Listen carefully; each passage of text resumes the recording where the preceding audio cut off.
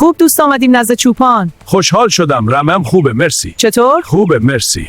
چوپان بکوید دوستان آمدیم بارم در بالای قله. ما رسیدیم. آفرین دوستان ما با همین کارا کردیم. خوب دوستا الان رمه باید علف درسته بخوره. بذار بریم. آره من راهو بلدم. به دنبالم بیا. آروم گوسفندان.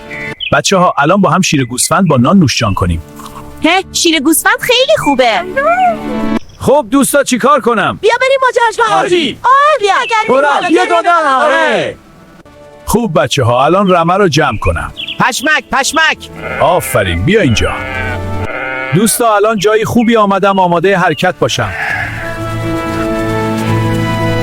یا الله حرکت طرف خونه دوستان خوب. آفرین ادامه بدید.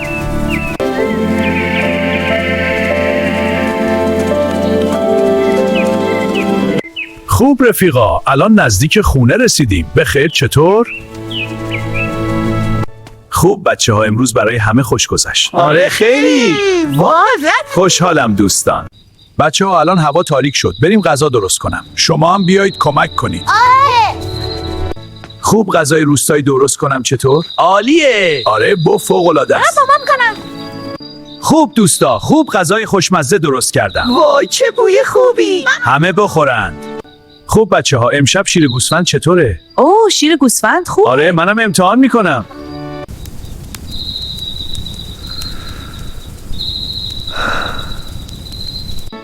خوب بچه ها صبح بخیر. صبح بخیر. بچه ها شیر و نون صبحونمون رو نوشجان کنیم. این بهترین صبحونه است. این شیر و تخم‌مرغ رو با هم نوشجان کنیم دوستان. چه ترکیب خوبی. من عاشق شیرم. من عاشق تخم‌مرغ.